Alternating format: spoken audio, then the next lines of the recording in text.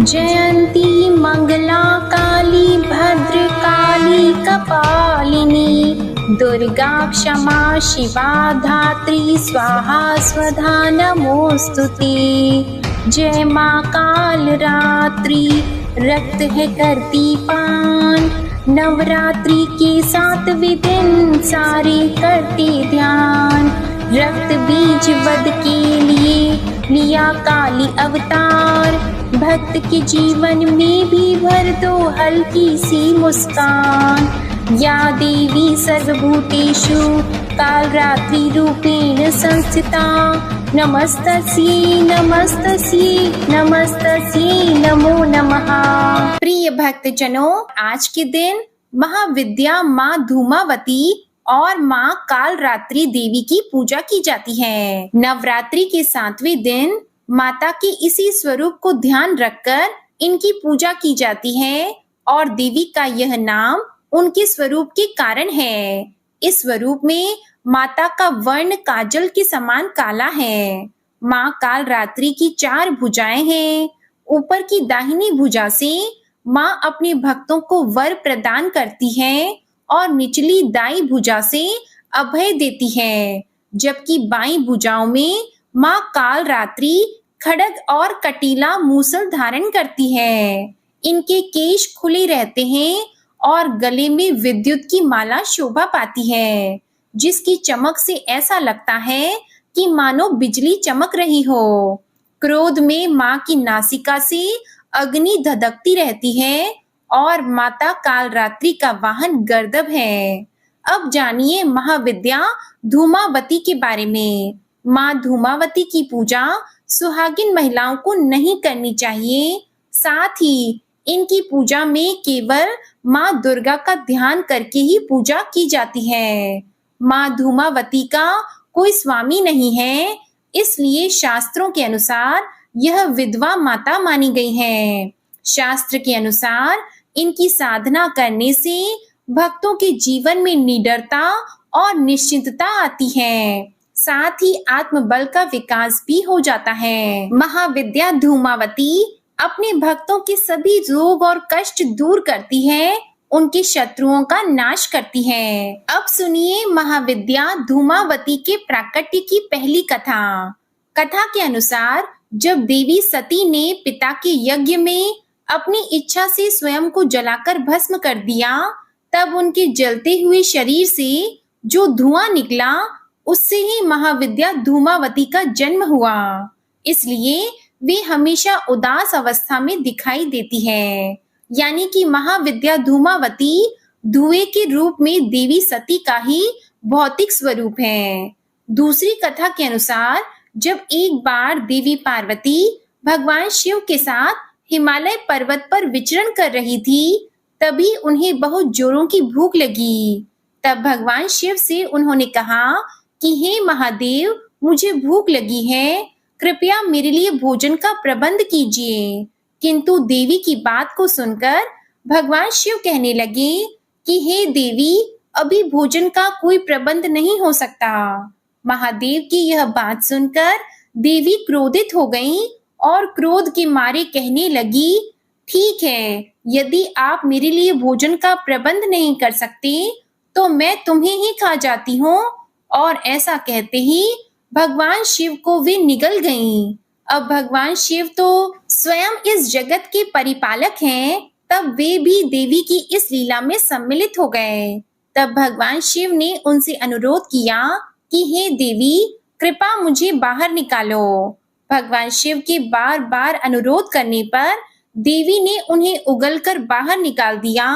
अब भगवान शिव देवी के मुख से बाहर तो निकल गए, लेकिन मारे क्रोध के भगवान शिव ने देवी को श्राप ही दे डाला और कहने लगे कि हे देवी, क्योंकि तुमने अपने पति को निगल लिया है, इसलिए आज से और अभी से तुम एक विधवा के रूप में रहोगी। कहा जाता है कि बस तभी से महाविद्या धूमावती विधवा के रूप में रहती है और उन्हें इसी रूप में पूजा भी जाता है। महाविद्या धूमावती के अगर स्वरूप की बात करें तो यह श्वेत वस्त्र धारण करती है।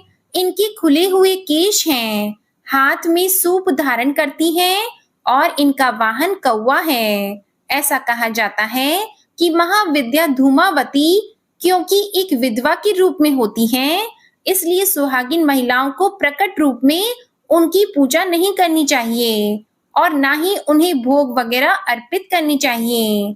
आज के दिन केवल मानसिक पूजा करके उनका ध्यान रखकर आप उनसे क्षमा याचना कर सकते हैं और अपने सुहाग की लंबी आयु के लिए उनसे प्रार्थना भी कर सकते हैं। महाविद्या धूमावती दरिद्रता को दूर करती है, रोग और कष्ट को मिटाती है और क्रोध को भी शांत करती है। माँ धूमावती के समान कोई दूसरी शक्ति नहीं है और वह अजेय है, अर्थात उनको कोई जीत नहीं सकता। चंड मुंड और शुंभ निशुंभ प्रसंग में देवी कहती है कि मैंने प्रण किया है कि जो मुझे युद्ध में जीत लेगा मैं उसी का वरण कर सकूंगी, लेकिन कोई भी युद्ध में उन्हें जीत नहीं पाया, इसलिए वे अजेय हैं और अकेली हैं। महाविद्या धूमावती को देवी लक्ष्मी की छोटी बहन भी माना जाता है। लक्ष्मी जी जहाँ धन की देवी हैं, वहीं अलक्ष्मी के रूप में धूमावती उनकी बहन है। इसी कारण से यह भी माना जाता है कि दिवाली के दिन महाविद्या धूमावती प्रस्थान करती हैं और उनकी जगह पर देवी लक्ष्मी का आगमन होता है। देवी धूमावती अकेली, विरक्त और स्वयं नियंत्रित हैं। उनका कोई स्वामी नहीं है। वो जहाँ भी रहती है, जहाँ भी जाती है, अकेली ही जाती है। इसी तरह दरिद्रता भी अकेली ही रहती है, उसके साथ कोई नहीं रह सकता। इसलिए देवी के साथ भी यही है। अगर कोई भक्त सच्चे मन से उनका ध्यान करता है तो देवी उनके घर से दरिद्रता का नाश करती है और श्री लक्ष्मी जी का आह्वान करके उन्हें बुलाती है, जिसके फल स्वरूप भक्तों के घर में धन धान्य के भंडार भर जाते हैं। उनके घर में आर्थिक तंगी नहीं रहती। प्रेम से बोलिए माँ धूमावती की जय। जय माँ दुर्गा। ओम नमः शिवाय। प्रिय भक्त जनों, आइए अब सुनते हैं माता काल रात्रि की बड़ी ही दुर्लभ कथा। आप सभी भक्तजन इन कथाओं को बड़ी ही श्रद्धा और प्रसन्न चित्त मन से सुनिएगा। पौराणिक कथाओं के अनुसार शुंभ और निशुंभ और रक्त बीज नामक 3 दुष्ट दैत्य थे।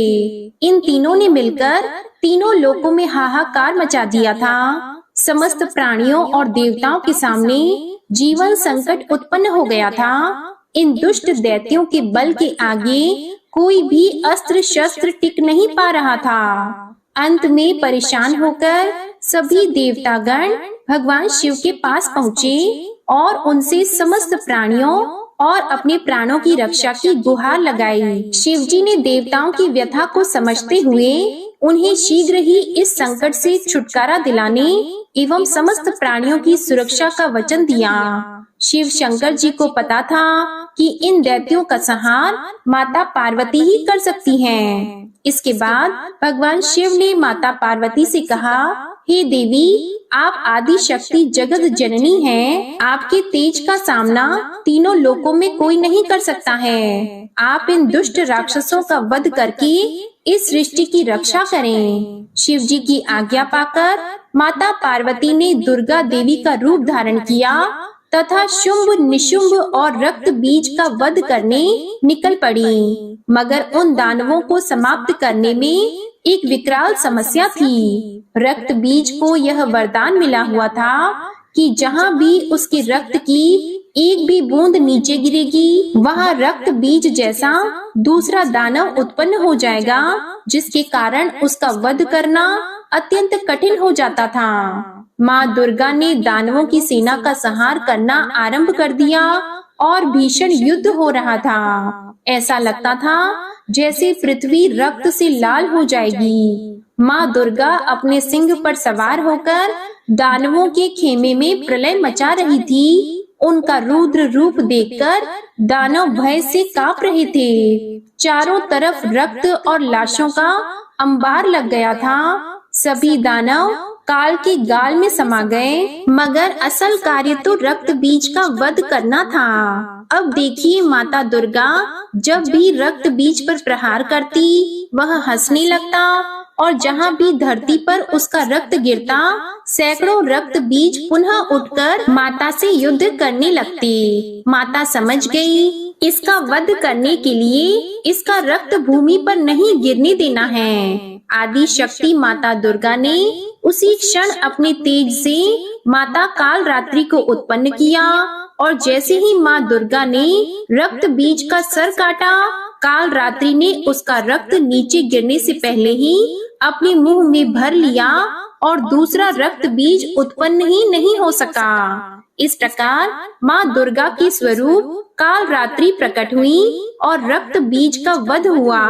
तभी से माता कालरात्रि देवी के 7वें स्वरूप के रूप में स्थापित हुई। प्रिय भक्तजनों, इस दिन जो भी साधक व्रत करता है और माता की कथा का श्रवण करता है, उनका पूजन करता है, उसके लिए ब्रह्मांड की समस्त सिद्धियों का द्वार खुलने लगता है। उसके समस्त पापों का और विघ्नों का नाश हो जाता है। उसे अभय पुण्य लोकों की प्राप्ति होती है। माँ कालरात्रि दुष्टों का विनाश करने वाली है। नवरात्रि के 7वें दिन माँ कालरात्रि की पूजा की जाती है। कालरात्रि देवी दुर्गा का ही एक रूप है, जिसे दैत्य रक्त बीज के वध के लिए माता ने अपने तेज से उत्पन्न किया था। माँ दुर्गा की 7वीं शक्ति कालरात्रि के नाम से जानी जाती हैं। इनका शरीर का रंग काला है, जो अंधकार का प्रतीक है। इनके बाल बिखरे हुए हैं, जो इनकी उग्रता का प्रतीक है। इनके गले में बिजली की माला है, जो इनकी शक्ति का प्रतीक है। इनकी 3 आँखें हैं, जो इनके ज्ञान और दृष्टि का प्रतीक है। इनके नासिका के श्वास प्रश्वास से अग्नि की भयंकर ज्वालाएं निकलती रहती हैं। इनका वाहन दर्बग गधा है। ऊपर उठे हुए दाहिने हाथ की वर मुद्रा से सभी को आशीष प्रदान करती हैं। दाहिनी तरफ का नीचे वाला हाथ अभय मुद्रा में है। बाएं तरफ के ऊपर वाले हाथ में लोहे का कांटा तथा नीचे वाले हाथ में खड़क कटार है। माँ कालरात्रि का स्वरूप देखने में अत्यंत भयानक है, लेकिन यह सदैव शुभ फल ही देने वाली है। इसी कारण इनका नाम शुभंकरी भी है। अतः इनसे भक्तों को किसी प्रकार से भी भयभीत तथा आतंकित होने की कोई आवश्यकता नहीं है। ये माता पूर्णतः ममतामयी है। प्रेम से बोलिए जय माँ कालरात्रि, ओम नमः शिवाय। प्रिय भक्तजनों, आइए अब सुनते हैं माता काली की दूसरी कथा। एक समय दारुक नाम के पापी असुर ने ब्रह्मा जी की तपस्या करके उन्हें प्रसन्न कर लिया। ब्रह्मा जी से पाए वरदान के कारण दारुक अत्यंत बलशाली हो गया। वह देवताओं और ब्राह्मणों को परेशान करने लगा। वह उन पर अत्याचार करने लगा और धार्मिक अनुष्ठान यज्ञ बंद करवा दिए और स्वर्ग को चला गया। सभी देवता विचलित होकर ब्रह्मा जी और विष्णु जी के पास सहायता मांगने के लिए चले गए। ब्रह्मा जी ने बताया कि दारुक का नाश सिर्फ स्त्री के हाथ से ही हो सकता है। सभी बड़े बड़े देवता भी उससे युद्ध में हार चुके थे। अंत में अब निश्चय किया गया कि दारुक का वध भगवान शिव की पत्नी माता पार्वती करेंगी। भगवान शिव ने अपना नेत्र खोलकर भयानक और प्रचंड महाकाली को जन्म दिया। उनका शरीर काले रंग का था। माता काली के माथे पर तीसरा नेत्र और चंद्र रेखा थी। उनके हाथों में त्रिशूल और कई प्रकार के अस्त्र थे। महाकाली के प्रचंड रूप को देखकर थर थर कांपने लगे और वहां से भागने लगे। युद्ध में दारुक महाकाली से पराजित हुआ और इस तरह उस दुष्ट का अंत हुआ। महाकाली के भयानक रूप से चारों तरफ अग्नि की भयानक लपटें उत्पन्न हो गईं। महाकाली के क्रोध को भगवान शिव ही रोक सकते थे, इसलिए उन्होंने एक बालक का रूप लिया। भगवान शिव शमशान पहुँचे और वहाँ बालक के रूप में लेटकर रोने लगे। छोटे बालक को देखकर महाकाली का क्रोध शांत हो गया। उनके हृदय में ममता भावना जागृत हो गई। उन्होंने शिवजी रूपी छोटे बालक को उठाया और अपने स्तनों का दूध पिलाने लगी। इसलिए उन्हें कहते हैं शिवा धात्री। इस प्रकार से शिवजी ने उनके क्रोध को पी लिया। इस प्रकार महाकाली का भयानक और प्रचंड क्रोध शांत हुआ। इसके बाद महाकाली मूर्छित हो गईं। उन्हें होश में लाने के लिए भगवान शिव ने तांडव नृत्य किया।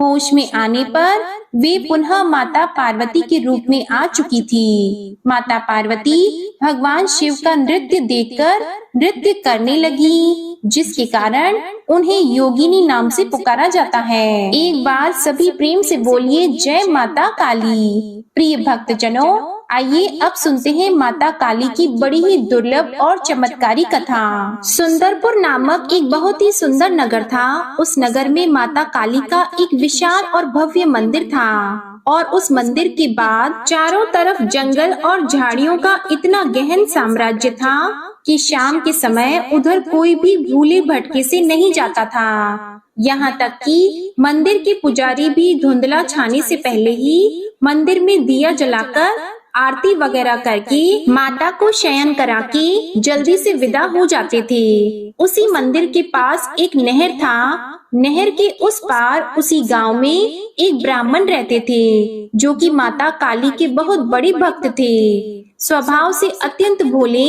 और कुल देवी माता काली के अनन्य भक्त थे।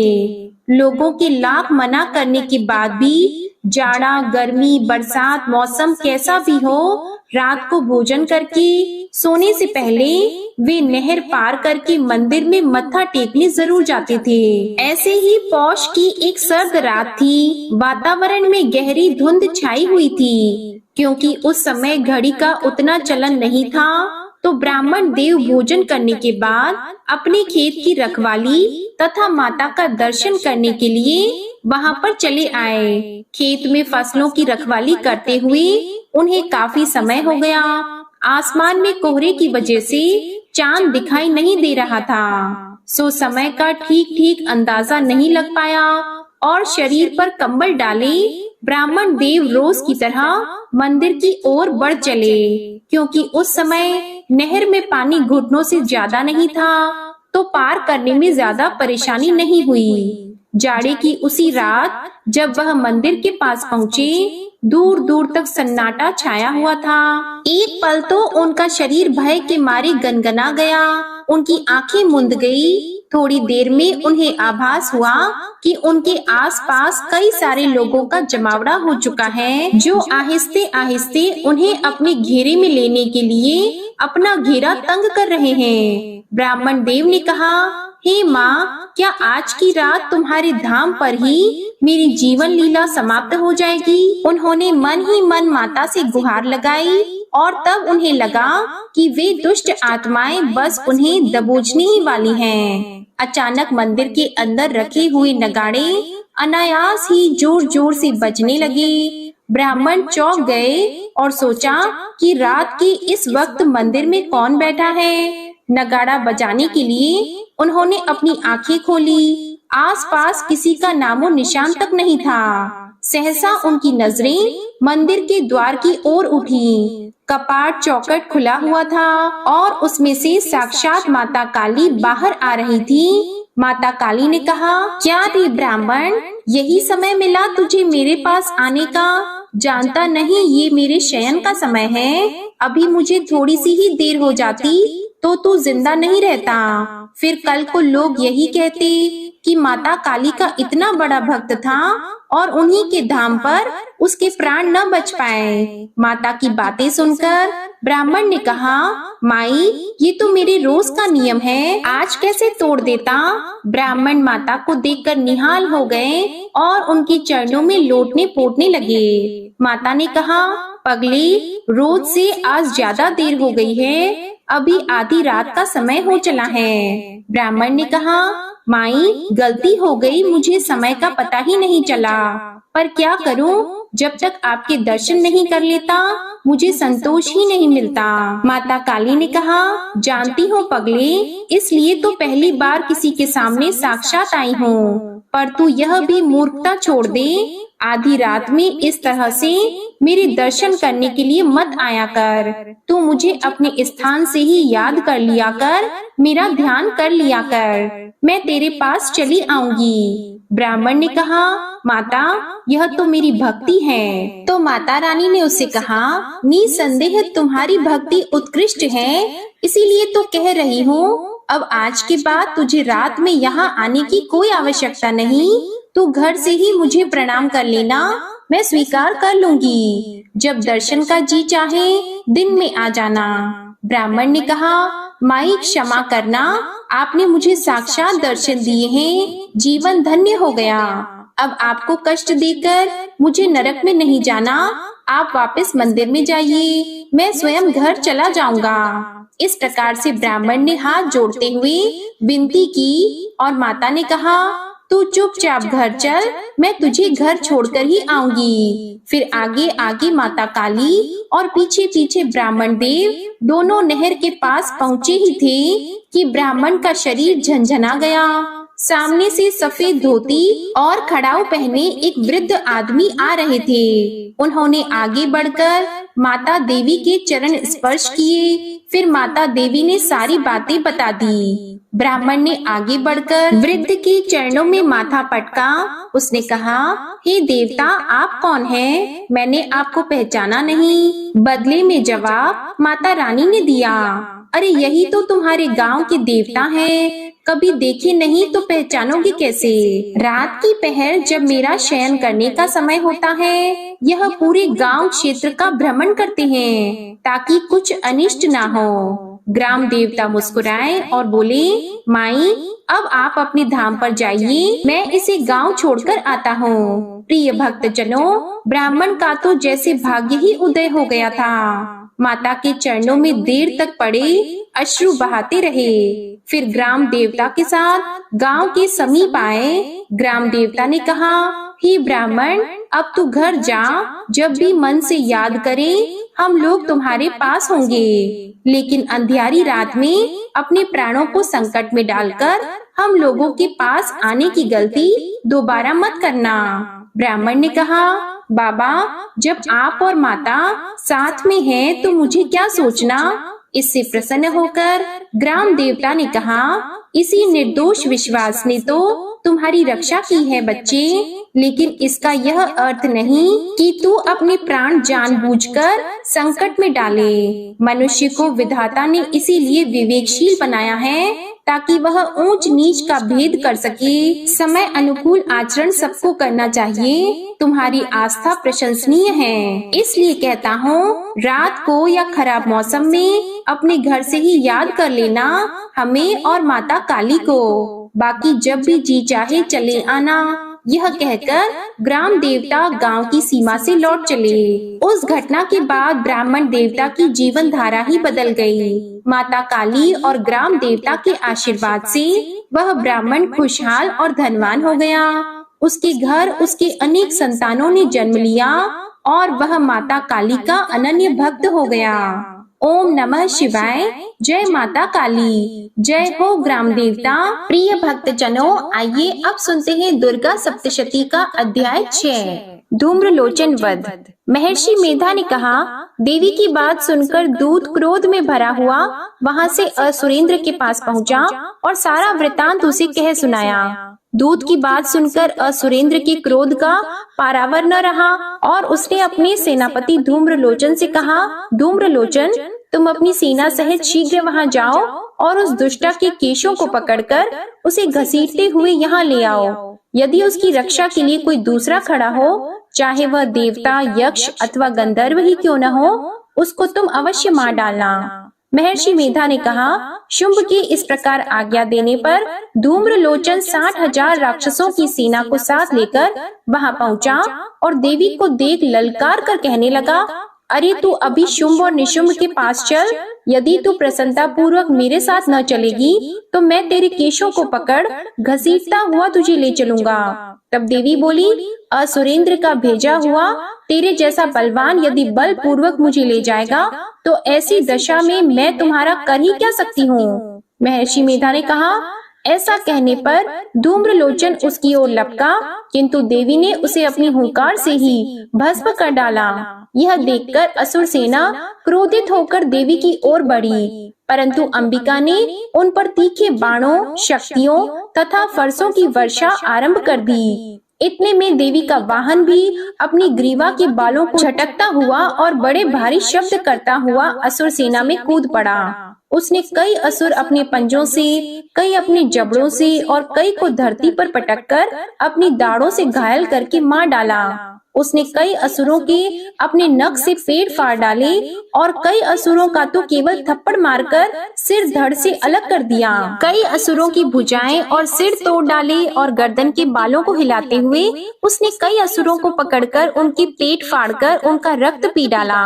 इस प्रकार देवी के उस महाबलवान सिंह ने क्षण भर में असुर सेना को समाप्त कर दिया। शुंभ ने जब यह सुना कि देवी ने धूम्रलोचन असुर को मार डाला है और उसके सिंह ने सारी सेना का संहार कर डाला है, तब उसको बड़ा क्रोध आया। उसके मारे क्रोध के होठ फड़कने लगे और उसने चंड तथा मुंड नामक महाअसुरों को आज्ञा दी, हे चंड, हे मुंड, तुम अपने साथ एक बड़ी सेना लेकर वहां जाओ और उस देवी के बाल पकड़कर उसे बांधकर तुरंत यहाँ ले आओ। यदि उसको यहाँ लाने में किसी प्रकार का संदेह हो तो अपनी सेना सहित उससे लड़ते हुए उसको मार डालो, और जब वह दुष्टा और उसका सिंह दोनों मारे जाएं, तब भी उसको बांधकर यहाँ ले आना। अध्याय 6 समाप्त।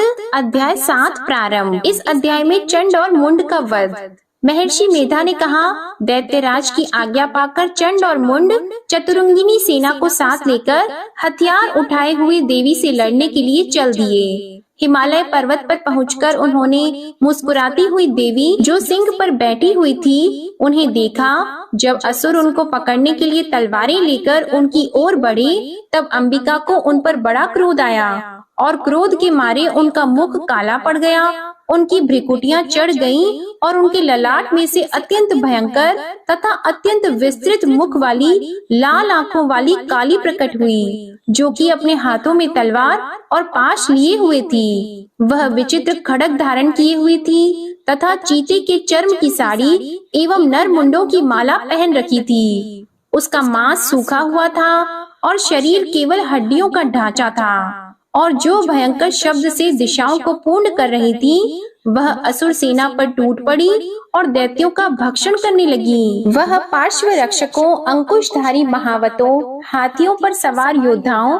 और घंटों सहित हाथियों को एक हाथ से पकड़ पकड़ कर अपने मुंह में डाल रही थी, और इसी प्रकार वह घोड़ों, रथों, सारथियों व रथों में बैठे हुए सैनिकों को मुंह में डालकर भयानक रूप से चबा रही थी। किसी के केश पकड़कर, किसी को पैरों से दबाकर और किसी दैत्य को छाती से मसलकर मार रही थी। वह दैत्य के छोड़े हुए बड़े बड़े अस्त्र शस्त्रों को मुंह में पकड़कर और क्रोध में भर उनको दांतों में पीस रही थी। उसने कई बड़े बड़े असुर भक्षण कर डाले, कितनों को रौंद डाला और कितने उसके मारे मारे भाग गए। कितनों को उसने तलवार से मार डाला, कितनों को अपने दांतों से समाप्त कर दिया, और इस प्रकार से देवी ने क्षण भर में संपूर्ण दैत्य सेना को नष्ट कर दिया। यह देखकर महापराक्रमी चंड काली देवी की ओर लपका और मुंड ने भी देवी पर अपनी भयानक बाणों की वर्षा आरंभ कर दी और अपने हजारों चक्र उस पर छोड़े। उस समय वह चमकते हुए बाण और चक्र देवी के मुख में प्रविष्ट हुए इस प्रकार से दिख रहे थे जैसे मानो बहुत से सूर्य मेघों की घटा में प्रविष्ट हो रहे हों। इसके पश्चात भयंकर शब्द के साथ काली ने अत्यंत जोश में भरकर विकट अट्टहास किया। उसका भयंकर मुख देखा नहीं जाता था। उसके मुख से श्वेत दांतों की पंक्ति चमक रही थी। फिर उसने तलवार हाथ में लेकर हूँ शब्द कहकर चंड के ऊपर आक्रमण किया और उसके केश पकड़कर उसका सिर काटकर अलग कर दिया। चंड को मरा हुआ देखकर मुंड देवी की ओर लपका, परंतु देवी ने क्रोध में भरे उसे भी अपनी तलवार से यमलोक पहुंचा दिया। चंड और मुंड को मरा हुआ देखकर उसकी बाकी बची हुई सेना वहां से भाग गई। इसके पश्चात काली चंड और मुंड के कटे हुए सिरों को लेकर चंडिका के पास गईं और प्रचंड अट्टहास के साथ कहने लगी, हे देवी, चंड और मुंड 2 महादैत्यों को मारकर तुम्हें भेंट कर दिया है। अब शुंभ और निशुंभ का वध तुमको स्वयं करना है। महर्षि मेधा ने कहा, वहाँ लाए हुए चंड और मुंड के सिरों को देखकर कल्याणकाई चंडी ने काली से मधुर वाणी में कहा, हे देवी, तुम चूंकि चंड और मुंड को मेरे पास लेकर आई हो, अतः संसार में चामुंडा के नाम से तुम्हारी ख्याति होगी। अध्याय 7 समाप्त। अध्याय 8 प्रारंभ। इस अध्याय में रक्त बीज वध का वर्णन। महर्षि मेधा ने कहा, चंड और मुंड नामक असुरों के मारे जाने से और बहुत सी सेना के नष्ट हो जाने से असुरों के राजा प्रतापी शंभु ने क्रोध युक्त होकर अपनी संपूर्ण सेना को युद्ध के लिए तैयार होने की आज्ञा दी। उसने कहा, अब उदायुध नामक 86 असुर सेनापति अपनी सेनाओं के साथ युद्ध के लिए जाएं और कंबू नामक 84 सेनापति भी युद्ध के लिए जाएं और कोटि वीर्य नामक 50 सेनापति और धौम्रकुल नाम के 100 सेनापति प्रस्थान करें। कालक, दोहद, मौर्य और कालके यह दैत्य भी मेरी आज्ञा से सजकर युद्ध के लिए कूच करें। भयानक शासन करने वाला असुरों का स्वामी शुंभ इस प्रकार आज्ञा देकर बहुत बड़ी सेना के साथ युद्ध के लिए चला। उसकी सेना को अपनी ओर आता देखकर चंडिका ने अपनी धनुष की टंकोर से पृथ्वी और आकाश के बीच का भाग गुंजा दिया। हे राजन, इसके पश्चात देवी के सिंह ने दहाड़ना आरंभ कर दिया और अंबिका के घंटे के शब्दों ने उस ध्वनि को और भी बढ़ा दिया। धनुष की टंकार, शेर की दहाड़ और घंटे के शब्द से पृथ्वी और आकाश के बीच का भाग गूंज उठा और इसके साथ ही देवी ने अपने मुख को और भी भयानक बना लिया। ऐसे भयंकर शब्द को सुनकर राक्षसी सेना ने देवी तथा सिंह को चारों ओर से घेर लिया। हे राजन, उस समय दैत्यों के नाश के लिए और देवताओं के हित के लिए ब्रह्मा, शिव, कार्तिकेय, विष्णु तथा इंद्र आदि देवों की शक्तियाँ जो अत्यंत पराक्रम और बल से संपन्न थीं, उनके शरीर से निकलकर उसी रूप में चंडिका देवी के पास गईं। जिस देवी का जैसा रूप था, जैसे आभूषण थे और जैसा वाहन था, वैसा ही रूप, आभूषण और वाहन लेकर उन देवताओं की शक्तियाँ दैत्यों से युद्ध करने के लिए आईं। हंस युक्त विमान में बैठकर और रुद्राक्ष की माला तथा कमंडलू धारण करके ब्रह्मा जी की शक्ति आईं। वृषभ पर सवार होकर, हाथ में त्रिशूल लेकर, महानाग का कंकण पहनकर और चंद्र रेखा से भूषित होकर भगवान शंकर की शक्ति माहेश्वरी आईं और मोर पर आरूढ़ होकर हाथ में शक्ति लिए दैत्यों से युद्ध करने के लिए कार्तिकेय जी की शक्ति उन्हीं का रूप धारण करके आई। भगवान विष्णु की शक्ति गरुड़ पर सवार होकर शंख, चक्र, श्रांग, गदा, धनुष तथा खड्ग हाथ में लिए हुए आई। श्री हरि की शक्ति वाराही वराह का शरीर धारण करके आई और नरसिंह के समान शरीर धारण करके उनकी शक्ति नारसिंगी भी आई। उसकी गर्दन के झटकों से आकाश के तारे टूट पड़ते थे और इसी प्रकार देवराज इंद्र की शक्ति ऐन्द्री भी ऐरावत के ऊपर सवार होकर आई। इसके पश्चात इन देव शक्तियों से घिरे हुए भगवान शंकर ने चंडिका से कहा, मेरी प्रसन्नता के लिए तुम शीघ्र ही इन असुरों को मारो। इसके पश्चात देवी के शरीर में से अत्यंत उग्र रूप वाली और सैकड़ों गीदड़ियों के समान आवाज करने वाली चंडिका शक्ति प्रकट हुई। उस अपराजिता देवी ने धूमिल जटा वाले भगवान श्री शंकर जी से कहा, हे प्रभु, आप मेरी ओर से दूत बनकर शुंभ और निशुंभ के पास जाइए और उन अत्यंत गर्वीले दैत्यों से कहिए तथा उनके अतिरिक्त और भी जो दैत्य वहाँ युद्ध के लिए उपस्थित हो, उनसे भी कहिए, जो तुम्हें अपने जीवित रहने की इच्छा हो तो त्रिलोकी का राज्य इंद्र को दे दो। देवताओं को उनका यज्ञ भाग मिलना आरंभ हो जाए और तुम पाताल को लौट जाओ। किंतु यदि बल के गर्व से तुम्हारी लड़ने की इच्छा हो तो फिर आ जाओ। तुम्हारे मांस से मेरी योगिनियां तृप्त होंगी, क्योंकि उस देवी ने भगवान शंकर को दूत के कार्य में नियुक्त किया था, इसलिए वह संसार में शिवदूती के नाम से विख्यात हुई। भगवान शंकर से देवी का संदेश पाकर उन दैत्यों के क्रोध का कोई आर पार न रहा और वह जिस स्थान पर देवी विराजमान थी वहां पहुँचे और जाने के साथ ही उस पर बाणों और शक्तियों की वर्षा करने लगे। देवी ने उनके फेंके हुए बाणों, शक्तियों, त्रिशूल और फरसों को अपने बाणों से काट डाला और काली देवी उस देवी के साथ आगे खड़ी होकर शत्रुओं को त्रिशूल से विदीर्ण करने लगी और खड़वांग से कुचलने लगी। ब्राह्मणी जिस तरफ दौड़ी थी उसी तरफ अपने कमंडलू का जल छिड़ककर दैत्यों के बल को नष्ट कर देती थी और इसी प्रकार माहेश्वरी त्रिशूल से, वैष्णवी चक्र से और अत्यंत कोप वाली कौमारी शक्ति द्वारा असुरों को मार रही थी। और ऐन्द्री के बाजू के प्रहार से सैकड़ों दैत्य रक्त की नदियां बहाते हुए पृथ्वी पर सो गए। वाराही ने कितने ही राक्षसों को अपनी थूथन द्वारा मृत्यु के घाट उतार दिया।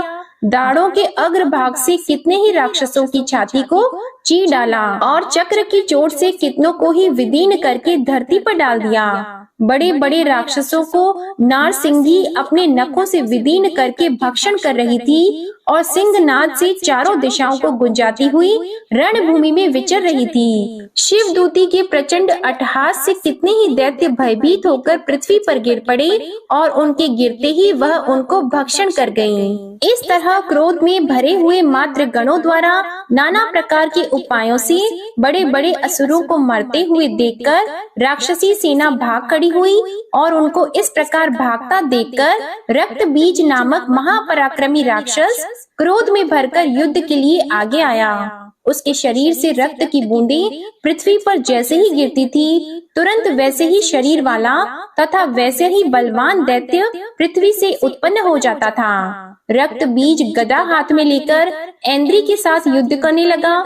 जब ऐन्द्री शक्ति ने अपने वज्र से उसको मारा तो घायल होने के कारण उसके शरीर से बहुत सा रक्त बहने लगा और उसकी प्रत्येक बूंद से उसके समान ही बलवान तथा महापराक्रमी अनेकों दैत्य भयंकर रूप से प्रकट हो गए। वह सबके सब दैत्य भयंकर अस्त्र शस्त्र लेकर देवियों के साथ लड़ने लगे। जब ऐन्द्री के वज्र प्रहार से उसके मस्तक पर चोट लगी और रक्त बहने लगा तो उसमें से हजारों ही पुरुष उत्पन्न हो गए। वैष्णवी ने चक्र से और ऐन्द्री ने गदा से रक्त बीज को चोट पहुंचाई और वैष्णवी के चक्र से घायल होने पर उसके शरीर से जो रक्त बहा उससे हजारों महाअसुर उत्पन्न हुए, जिनके द्वारा यह जगत व्याप्त हो गया। कौमारी ने शक्ति से, वाराही ने खड़ग से और माहेश्वरी ने त्रिशूल से उसको घायल किया। इस प्रकार क्रोध में भरकर उस महादैत्य ने सब मातृ शक्तियों पर पृथक पृथक गदा से प्रहार किया और माताओं ने शक्ति तथा शूल इत्यादि से उसको बार बार घायल किया। उससे सैकड़ों महादैत्य उत्पन्न हुए और इस प्रकार उस रक्त बीज के रुधिर से उत्पन्न हुए असुरों से संपूर्ण जगत व्याप्त हो गया, जिससे देवताओं को भय हुआ। देवताओं को भयभीत देखकर चंडिका ने काली से कहा, हे चामुंडे, अपने मुख को बड़ा करो और मेरे शस्त्र घात से उत्पन्न हुए रक्त बिंदुओं तथा रक्त बिंदुओं से उत्पन्न हुए महाअसुरों को तुम अपने इस मुख से भक्षण करती जाओ। इस प्रकार रक्त बिंदुओं से उत्पन्न हुए महादैत्यों को भक्षण करती हुई तुम रणभूमि में विचरो। इस प्रकार रक्त क्षीण होने से यह दैत्य नष्ट हो जाएगा। तुम्हारे भक्षण करने के कारण अन्य दैत्य नहीं होंगे। काली से इस प्रकार कहकर चंडिका देवी ने रक्त बीज पर अपने त्रिशूल से प्रहार किया और काली देवी ने अपने मुख में उसका रक्त ले लिया। तब उसने गदा से चंडिका पर प्रहार किया। प्रहार से चंडिका को तनिक भी कष्ट न हुआ, किंतु रक्त बीज के शरीर से बहुत सा रक्त बहने लगा। लेकिन उसके गिरने के साथ ही काली ने उसको अपने मुख में ले लिया।